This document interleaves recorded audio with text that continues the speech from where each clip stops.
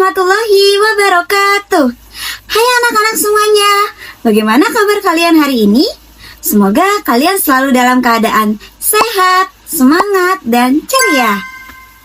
Baik, pada pertemuan kali ini kita akan belajar mata pelajaran IPAS bab 7 tentang memenuhi kebutuhan hidup sehari-hari melalui kegiatan jual beli. Untuk mengetahui informasinya lebih lanjut, yuk simak video berikut.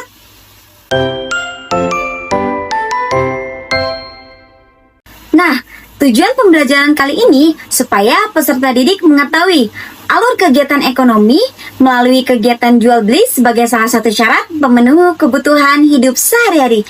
Dan yang kedua, supaya peserta didik mampu mengetahui contoh aktivitas kegiatan ekonomi melalui kegiatan jual beli sebagai salah satu syarat pemenuh kebutuhan hidup sehari-hari. Coba kalian pikirkan, setiap hari kita pasti akan membutuhkan makan, memakai pakaian, berangkat ke sekolah, dan kebutuhan hidup lainnya. Tetapi, kalian tahu nggak sih bagaimana ya caranya setiap manusia memenuhi semua kebutuhan hidupnya? Tentu saja melalui kegiatan ekonomi. Kegiatan ekonomi adalah semua aktivitas manusia yang dilakukan untuk memenuhi kebutuhan hidupnya. Untuk memenuhi kebutuhan hidupnya, setiap manusia pasti akan saling terikat dan saling membutuhkan. Karena sejatinya manusia adalah makhluk sosial yang tidak pernah lepas dari interaksi sosial. Oleh karena itu, untuk memenuhi kebutuhan hidupnya akan melibatkan banyak peran dan juga banyak aktivitas. Salah satu cara untuk memenuhi kebutuhan hidup melalui kegiatan jual dan beli. Kegiatan jual dan beli adalah transaksi antara dua pihak yang melibatkan penjual dan pembeli untuk mendapatkan barang atau jasa dari harga yang telah disepakati. Anak-anak, untuk melakukan kegiatan jual dan beli, ada 4 syarat yang harus dipenuhi. Yang pertama, harus ada penjual. Yang kedua, harus ada pembeli. Yang ketiga, harus ada barang ataupun jasa yang dijual. Yang keempat, harus ada alat tukar yang dijadikan kesepakatan untuk mendapatkan barang ataupun jasa yang dibeli. Terus, apakah kalian tahu di mana saja sih kegiatan jual dan beli itu bisa dilakukan? Jawabannya bisa terjadi di mana saja. Pertama, bisa terjadi di pasar. Pasar itu ada 2, pasar modern dan juga pasar tradisional. Kemudian, kegiatan jual beli juga bisa dilaksanakan di toko.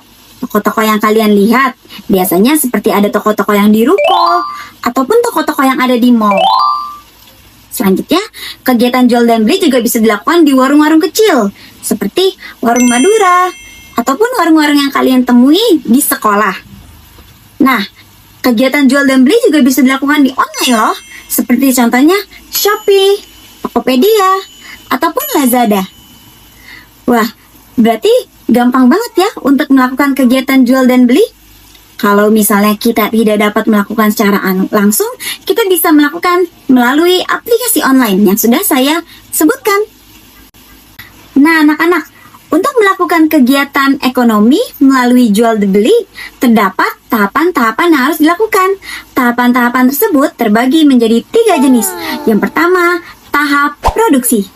Produksi merupakan tahapan awal dalam kegiatan ekonomi. Di dalam tahap produksi, itu melibatkan aktivitas menghasilkan barang ataupun jasa sebelum dihantarkan kepada konsumen. Orang yang melaksanakan kegiatan produksi disebut produsen. Selanjutnya, mari kita sebutkan contoh-contoh aktivitas produksi. Yang pertama, petani. Petani menghasilkan padi. Yang kedua, nelayan. Nelayan menghasilkan ikan. Yang ketiga, ada penjahit. Penjahit menghasilkan pakaian. Yang keempat, ada koki. Koki menghasilkan makanan. Yang kelima, ada guru. Guru merupakan produksi yang menghasilkan jasa kepada peserta didik. Selanjutnya, alur kegiatan ekonomi yang kedua, yaitu distribusi. Distribusi merupakan proses mengantarkan barang ataupun benda dari produsen sampai ke konsumen.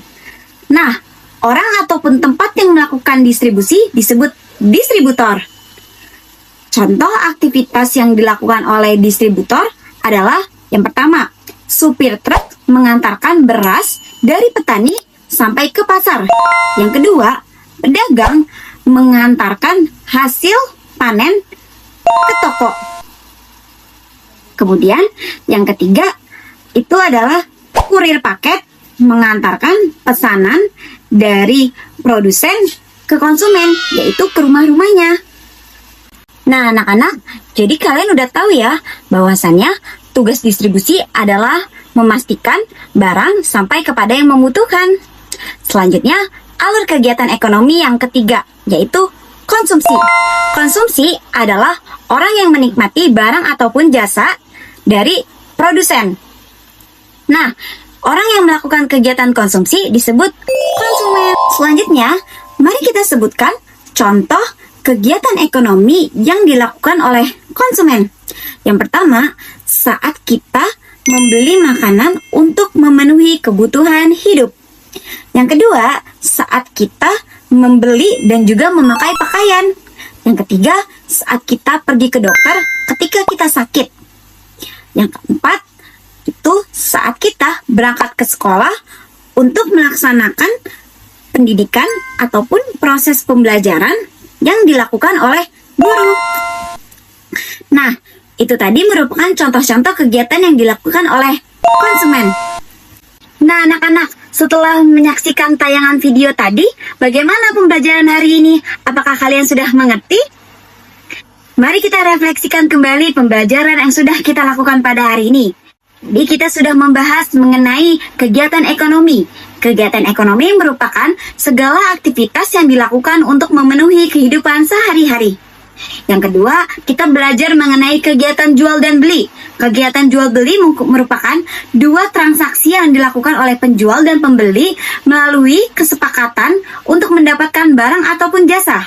Terus tadi kita juga belajar syarat-syarat apa saja sih yang harus dipenuhi untuk melakukan kegiatan jual dan beli. Tadi kan itu ada penjual, ada pembeli, terus juga ada barang yang dijual ataupun jasa yang ditawarkan, serta ada alat yang digunakan untuk ditukar untuk mendapatkan barang atau jasa, seperti uang contohnya. Nah, tadi juga kita bahas mengenai alur kegiatan ekonomi dalam kegiatan jual dan beli. Tadi itu ada produsen, ada distributor, dan juga ada konsumen. Anak-anak, selanjutnya untuk meningkatkan pemahaman kalian, Ibu ingin tes kalian. Tulis jawabannya di komentar di bawah ini ya. Soal yang pertama, tuliskan contoh kegiatan produsen. Sebutkan 2 saja ya yang kalian ketahui, selain contoh yang sudah disebutkan tadi. Yang kedua, tuliskan contoh kegiatan yang dilakukan oleh distributor. Nah, yang ketiga, tuliskan contoh kegiatan yang dilakukan oleh konsumen. Sebutkan 2 ya masing-masing. Nah, anak-anak, semoga pembelajaran kali ini dapat bermanfaat bagi kalian dan dapat menambah pengetahuan kalian ya. Jangan lupa untuk tetap semangat dalam belajar. Dibaca-baca lagi ya materinya. Kurang lebihnya saya mohon maaf. Wabillahi taufiq walhidayah. Wassalamualaikum warahmatullahi wabarakatuh. Sampai bertemu di pertemuan selanjutnya.